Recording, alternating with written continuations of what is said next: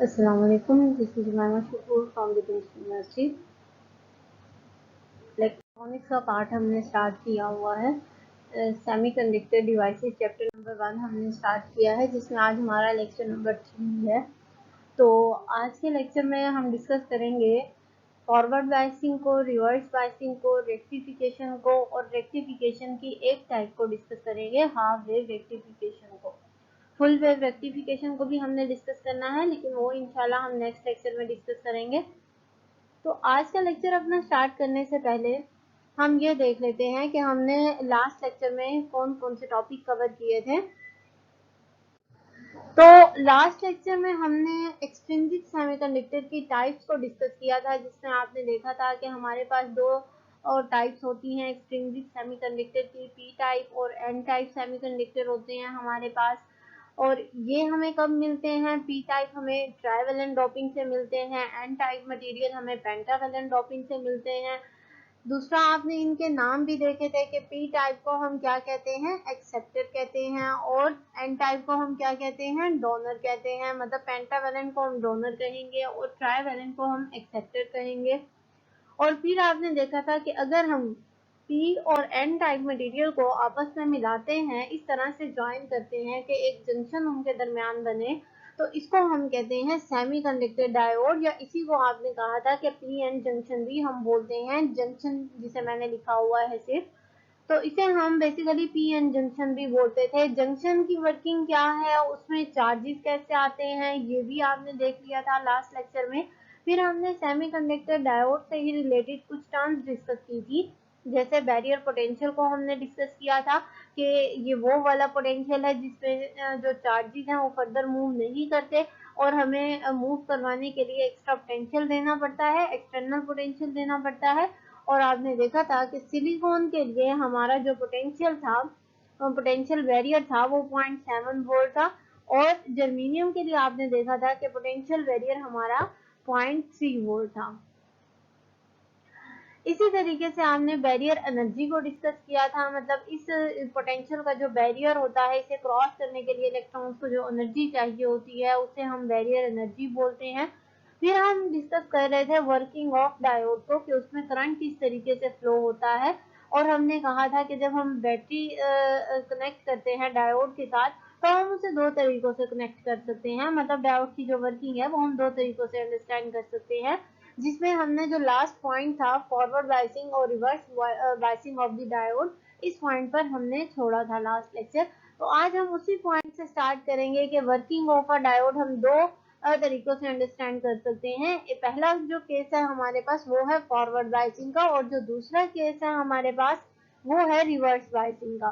तो forward biasing हमारे पास क्या है, इसको अंडरस्टैंड कर लेते हैं, फिर मैं आपको डायग्राम से समझाऊंगी।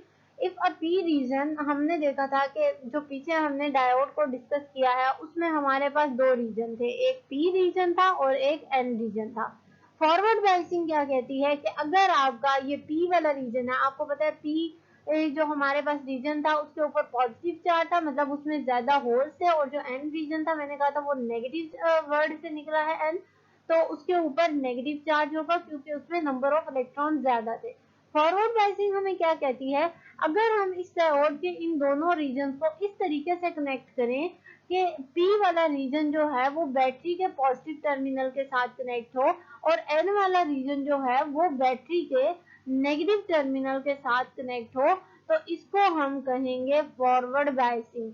इसमें क्या होगा, अब यहाँ से आपको मैं वर्किंग भी समझा देती हूँ इसकी, कि जब हम पॉजिटिव के साथ कनेक्ट करेंगे और नेगेटिव के साथ कनेक्ट करेंगे तब हमारे पास क्या होगा। अब आपको पता है कि अगर हम पॉजिटिव चार्ज को ही पॉजिटिव के साथ कनेक्ट करेंगे तो सेम चार्जेस, और हम कूलेंट लॉ के मुताबिक एक दूसरे को रिपेल करेंगे। तो इसका मतलब है कि यहाँ से ये जो चार्जेस होंगे ये एक दूसरे को रिपेल करेंगे, जंक्शन को क्रॉस करने की कोशिश करेंगे ये पॉजिटिव चार्जेस।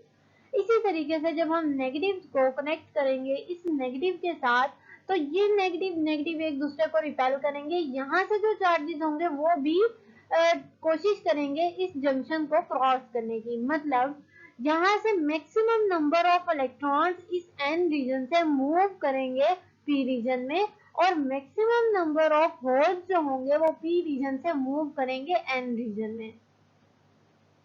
तो इसका मतलब ये हुआ कि जब इलेक्ट्रॉन्स फ्लो करना स्टार्ट हो गए, नेगेटिव पॉजिटिव चार्जेस हमारे पास ट्रांसफर होना स्टार्ट हो गए, तो इसमें करंट फ्लो होना स्टार्ट हो जाएगा।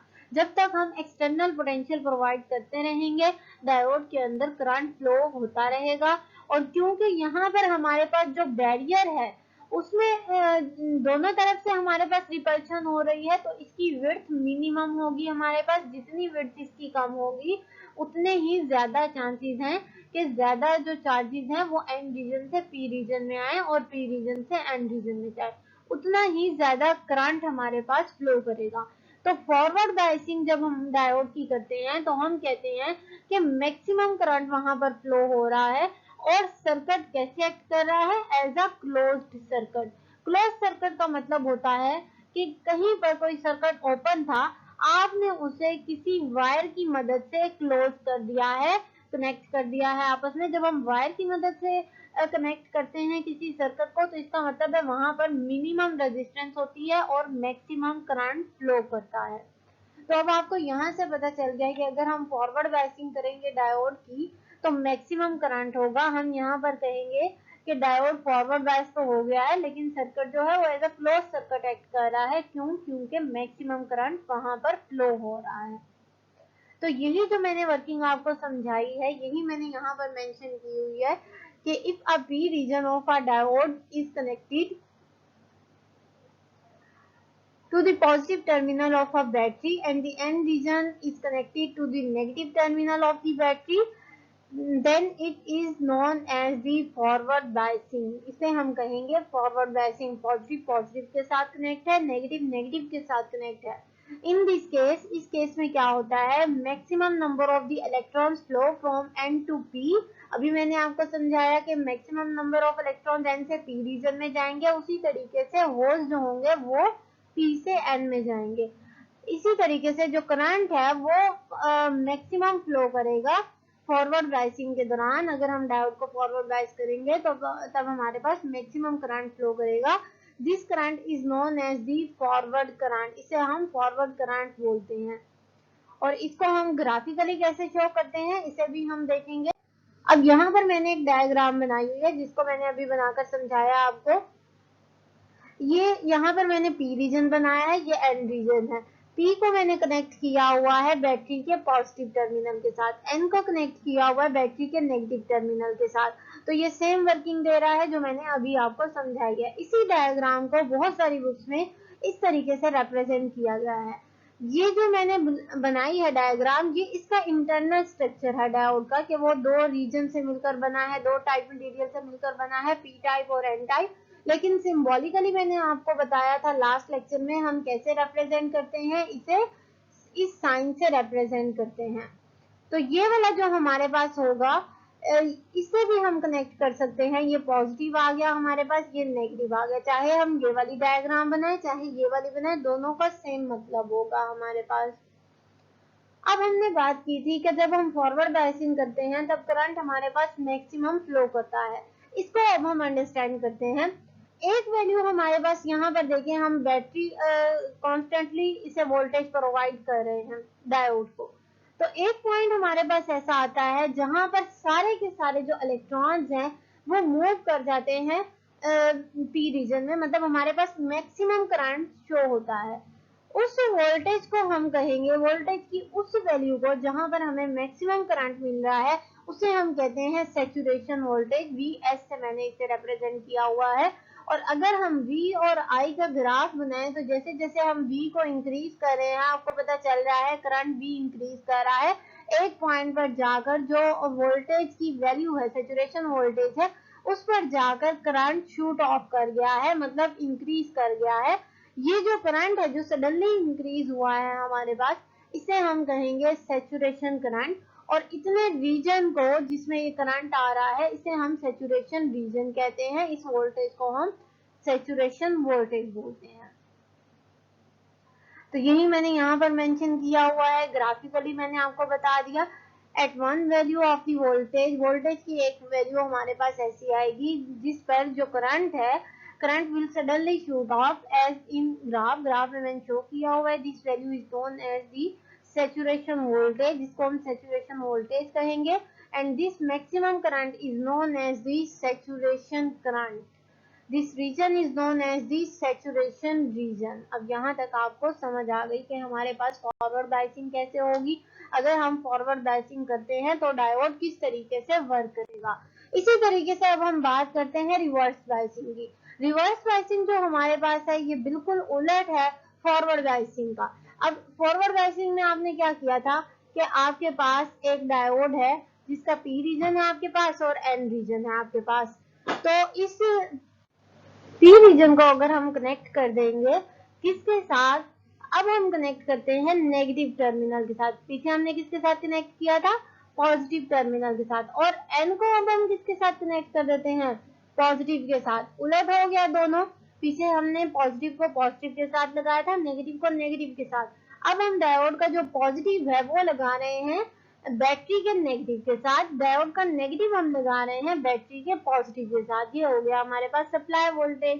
अब क्या होगा हमारे पास, यहाँ पर देखें पॉजिटिव कनेक्ट है नेगेटिव के साथ, मतलब ऑपोजिट चार्जेस हैं। तो क्या होगा, यहाँ पर जितने भी प्लस के चार्जेस हैं, होल्स हैं, वो सारे के सारे इस तरफ आना शुरू हो जाएंगे। मतलब ऑपोजिट चार्जेस क्या करते हैं, एक दूसरे को अट्रैक्ट करते हैं।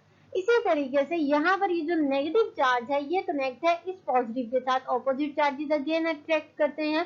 यहाँ पर जितने भी इलेक्ट्रॉन्स होंगे वो इस तरफ आना स्टार्ट हो जाएंगे। अब यहाँ पर क्या होगा कि आपके पास ये एक जंक्शन था जो पहले सिर्फ इतना था। अब क्या हुआ कि जब हमने P को कनेक्ट कर दिया है नेगेटिव के साथ और N को कनेक्ट कर दिया है पॉजिटिव के साथ, ऑपोजिट चार्जेस होने की वजह से ये इस तरफ मूव करेंगे, ये चार्जेस इस तरफ मूव करेंगे। तो जंक्शन क्या होगा, जंक्शन आपका जो पहले सिर्फ इतना था अब वो इतना हो जाएगा, मतलब ज्यादा होता जाएगा। और एक वैल्यू आपके पास ऐसी आएगी जिस पर ये जंक्शन, अगर आप कॉन्स्टेंटली वोल्टेज प्रोवाइड कर रहे हैं तो एक वैल्यू ऐसी आएगी जिस पर ये जो विड्थ है जंक्शन की, जिसे हम डिप्लीशन रीजन भी बोलते हैं, डिप्लीशन रीजन की विड्थ बहुत ज्यादा हो जाएगी। अगर उसके बाद भी आप वोल्टेज प्रोवाइड करते रहते हैं तो जिस तरह आप एक रबर बैंड को खींचते जाएं उसकी विड्थ ज्यादा होती जाती है, लेकिन एक पॉइंट पर आकर वो टूट जाता है। बिल्कुल उसी तरीके से अगर आप वोल्टेज मुसलसल प्रोवाइड करते रहेंगे इसे तो इसकी विड्थ ज्यादा हो जाएगी, लेकिन एक पॉइंट पर आकर ये विड्थ जंक्शन जो है वो टूट जाएगा, विड्थ बिल्कुल खत्म हो जाएगी। जब ये बैरियर ही टूट गया है तो इसका मतलब है जितने की यहाँ पर इलेक्ट्रॉन थे वो सारे के सारे इधर मूव कर गए, जितने होल थे अब कोई बैरियर ही नहीं रहा, वो इधर मूव करना स्टार्ट कर जाएंगे। तब आपके पास करंट शूट ऑफ कर जाएगा। लेकिन क्योंकि अब हम रिवर्स प्रोसेस कर रहे हैं तो ये वाला जो करंट होगा ये फॉरवर्ड जो हमारे पास बायसिंग थी उस डायरेक्शन में जो करंट था उसके बिल्कुल ऑपोजिट डायरेक्शन में होगा। तो यहाँ पर मैंने आपको वर्किंग समझाई इसकी रिवर्स बायसिंग की। अब इसको हम रीड कर लेते हैं। When P region of a diode is connected to the negative terminal of the battery and the N region is connected, N region जो है उसे हम कनेक्ट कर दें positive terminal of the battery, then this is known as the reverse biasing। देखें diagram में मैंने connect किया हुआ है। अब P को मैंने कनेक्ट कर दिया है बैटरी के नेगेटिव के साथ और नेगेटिव को कनेक्ट कर दिया है बैटरी के पॉजिटिव के साथ। क्या होगा, ये दोनों एक दूसरे को अट्रैक्ट करेंगे और विड्थ जो है जंक्शन की वो ज्यादा होती जाएगी। Here the current may flow due to the minority charge carrier। ये important MCQs है। फॉरवर्ड बायसिंग में जो करंट है वो मेजॉरिटी चार्ज कैरियर की वजह से फ्लो करता है और रिवर्स बायसिंग में जो करंट है वो मिनोरिटी चार्ज कैरियर की वजह से फ्लो करता है। Current will flow in opposite direction, opposite direction में करंट फ्लो करेगा टू फॉरवर्ड करंट, जैसे फॉरवर्ड करंट था हमारे पास उसके ऑपोजिट डायरेक्शन में फ्लो करेगा। This current is known as the reverse current. उसे हमने फॉरवर्ड करंट का नाम दिया था और इसे हम रिवर्स करंट का नाम दे रहे हैं। नेक्स्ट हमारे पास क्या है, at any point the current will suddenly shoot of in opposite direction.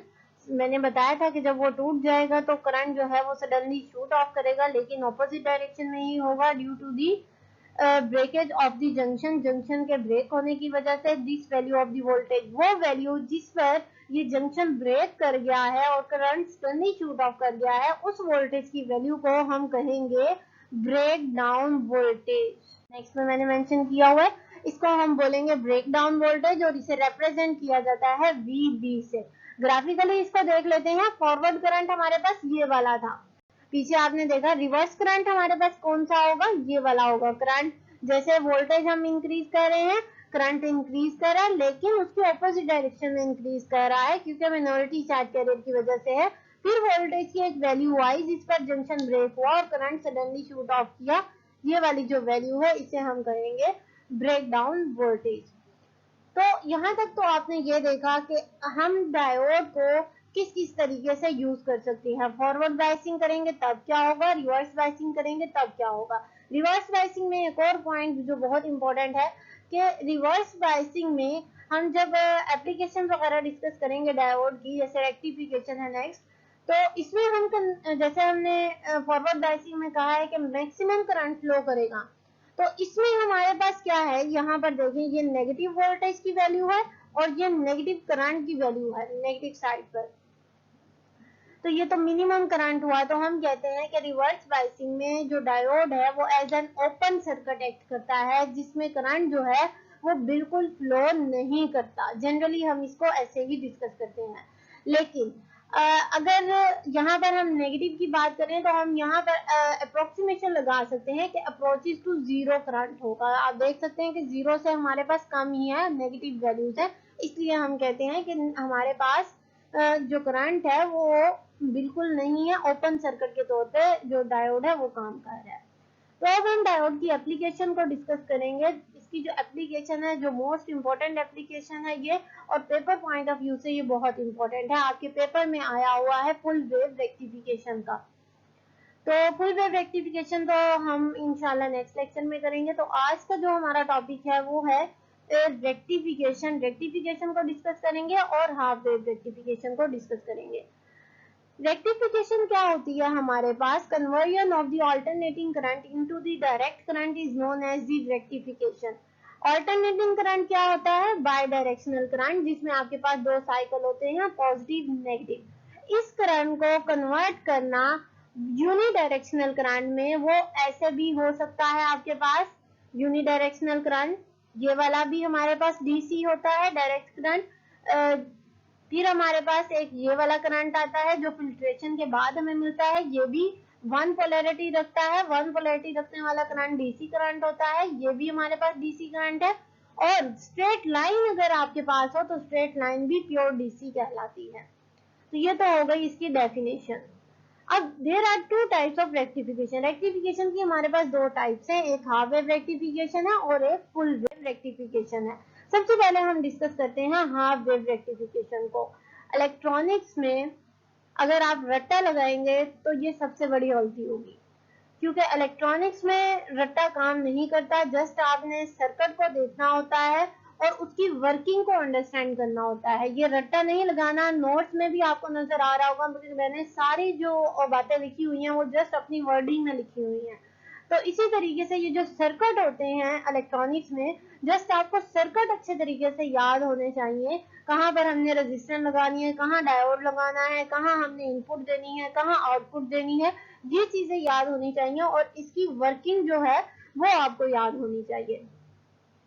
तो हाफ वेव रेक्टिफिकेशन हमारे पास क्या है, in the half wave rectification we get the DC signal हमें मिलता है, लेकिन किस फॉर्म में मिलता है, हाफ वेव की फॉर्म में। हाफ वेव का क्या मतलब है, वन कंप्लीट वेव जो हमारे पास होती है वो ये होती है। हाफ वेव का मतलब क्या है, डीसी हो लेकिन हाफ हो, तो इसका मतलब ये पॉजिटिव साइकिल है, नेगेटिव साइकिल तो नहीं होगा हमारे पास। तो ये जो नेगेटिव साइकिल है ये स्किप हो, ये ना हो हमारे पास। नेगेटिव साइकिल नहीं है, अगेन मेरे पास पॉजिटिव साइकिल आ गया। नेगेटिव साइकिल देख रहे हैं आप, ये मैंने स्किप कर दिया। तो ये वाली जो वेव है इसको हम कहते हैं हाफ वेव। हमारे पास हाफ वेव रेक्टिफिकेशन का सर्किट मैंने यहाँ पर बनाया हुआ है, डायोड लिया हुआ है। डायोड का जो पॉजिटिव टर्मिनल है, ये वाला जो साइन है ये एसी सिग्नल को रिप्रेजेंट करता है और ये वाला जो साइन है ये डीसी सिग्नल को रिप्रेजेंट करता है। यहाँ पर मैंने एसी इनपुट दी हुई है जिसका पॉजिटिव और नेगेटिव साइकिल है मेरे पास, और डायोड को मैंने कनेक्ट किया हुआ है एक रेजिस्टेंस है और उसके पैरेलल में आउटपुट देखूंगी, जिसको हम मोस्टली सीआरओ पर देखते हैं, कैथोड रे ऑसिलोस्कोप पर। अब यहाँ पर क्या होगा, कि मेरे पास दो साइकिल आ रहे हैं, एक मेरे पास आ रहा है ये पॉजिटिव साइकिल और दूसरा आ रहा है ये नेगेटिव साइकिल।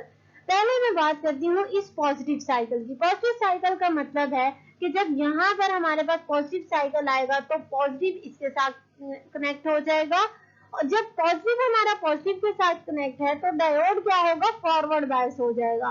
फॉरवर्ड बायस कैसे एक्ट करता है, as a close circuit act करता है।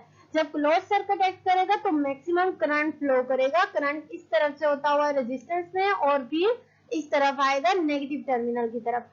अब यहाँ पर जब आप आउटपुट देखेंगे तो क्योंकि पॉजिटिव हाफ साइकिल था तो मैक्सिमम करंट फ्लो हो रहा होगा, तो ये आपको मैक्सिमम आउटपुट मिल गई जो पॉजिटिव हाफ साइकिल की सूरत में मिली। अब क्या होगा हमारे पास, जब ये करंट यहाँ से इस तरफ आ गया है पॉजिटिव करंट, तो ये क्या करेगा, इस नेगेटिव वाले साइकिल को, जो हमारा ये नेगेटिव साइकिल बच गया था एसी करंट का, इस नेगेटिव साइकिल को पुश अप करेगा आगे जाने के लिए। तो इसका मतलब जहां पहले पॉजिटिव था अब यहाँ पर क्या आ जाएगा, नेगेटिव आ जाएगा। इसका मतलब अब डायोड के पॉजिटिव के साथ कौन सा टर्मिनल कनेक्ट है, नेगेटिव कनेक्ट है। तो ये क्या हो जाएगा, पॉजिटिव के साथ अगर नेगेटिव कनेक्ट है तो ये हो जाएगा रिवर्स बाइस्ड, और अगर रिवर्स बाइस्ड हो गया है नेगेटिव हाफ साइकिल के दौरान, ये रिवर्स बाइस्ड हुआ है तो ये as an open circuit act करेगा, आपको कोई आउटपुट नहीं मिलेगी। यहाँ पर देखें नेगेटिव साइकिल आपको नहीं मिल रहा, हमने इनपुट दी है लेकिन कोई आउटपुट नहीं मिल रही, तो नेगेटिव साइकिल स्किप हो गया। अगेन फिर क्या होगा, नेगेटिव साइकिल जो आपके पास होगा उसमें तो हमें आउटपुट नहीं मिली, फिर अगेन हमारे पास पॉजिटिव साइकिल आएगा, पॉजिटिव साइकिल में अगेन आपको आउटपुट मिल जाएगी। तो ये इस तरीके से प्रोसेस होता रहेगा। अब आप देख सकते हैं कि हमने एसी इनपुट दी थी लेकिन ये कन्वर्ट हो चुकी है डीसी में। हमारे इसको हम कहते हैं पल्सेटिंग डीसी। ये प्योर डीसी नहीं है, प्योर डीसी हमारे पास स्ट्रेट लाइन होती है। अगर हम इसके पैरेलल यहाँ पर एक कैपेसिटर लगा दे तो कैपेसिटर क्या करता है, सिग्नल को फिल्टर कर देता है। तो ये जो आपके पास पल्सेटिंग डीसी आ रहा है ये थोड़ा सा प्योर हो जाएगा, इस फॉर्म में आ जाएगा आपके पास, इस फॉर्म में। तो अब इसकी वर्किंग को देख लेते हैं। The AC input signal is given to the diode. Diode को हमने एसी सिग्नल दिया है। The AC signal have positive and the negative half cycle, जिस तरीके से मैंने शो किया हुआ है, पॉजिटिव भी है नेगेटिव भी है। When positive half cycle goes to the P region of the diode, जब पॉजिटिव हाफ साइकिल जाएगा पी रीजन के ऊपर तो फिर क्या होगा, वो फॉरवर्ड बायस्ड हो जाएगा और एक्ट करेगा एज अ क्लोज सर्किट, और and then will flow the maximum current, और फिर वहां पर मैक्सिमम करंट फ्लो करेगा अगर ये क्लोज सर्किट के तौर पर एक्ट कर रहा है तब। And we get the positive half cycle as an output. Output में पर भी हमें मैक्सिमम आउटपुट मिलेगी तो पॉजिटिव हाफ साइकिल ही मिलेगा। When the negative half cycle goes to the P region of the diode then the diode will reverse biased, वो reverse biased हो जाएगा। फिर क्या होगा, रिवर्स बायस्ड डायोड जो है वो एक्ट करता है एज एन ओपन सर्किट, तो कोई करंट फ्लो नहीं करेगा, या आप कहते हैं नेग्लिजिबल होगा, will flow in the circuit. कोई भी करंट अगर नहीं है तो इसका मतलब आपको नेगेटिव हाफ साइकिल में कोई भी आपको आउटपुट शो नहीं होगी। तो इस तरीके से जो हमारा डायोड था उसको हम कहते हैं रेक्टिफायर भी कहते हैं, उसने कन्वर्ट कर दिया हमारे जो एसी सिग्नल था उसे डीसी सिग्नल में कन्वर्ट कर दिया। तो आज के लेक्चर में हमने देखा कि किस तरीके से हम रेक्टिफिकेशन को यूज करते हैं ऑल्टरनेटिंग करंट को डायरेक्ट करंट में कन्वर्ट करने के लिए, और हमने फॉरवर्ड और रिवर्स बायसिंग को देखा कि डायोड को हम किस किस तरीके से यूज कर सकते हैं। तो इंशाल्लाह नेक्स्ट लेक्चर में हम डिस्कस करेंगे फुल वेव रेक्टिफिकेशन को, जिसमें हम उसकी दो टाइप्स को डिस्कस करेंगे, ब्रिज रेक्टिफिकेशन और सेंटर टेप रेक्टिफिकेशन। तो आज के लेक्चर में कोई भी ऐसा पॉइंट हो जो आपको समझ ना आया हो तो काइंडली लाजमी डिस्कस कीजिएगा। नेक्स्ट लेक्चर तक के लिए thank you so much. Allah Hafiz.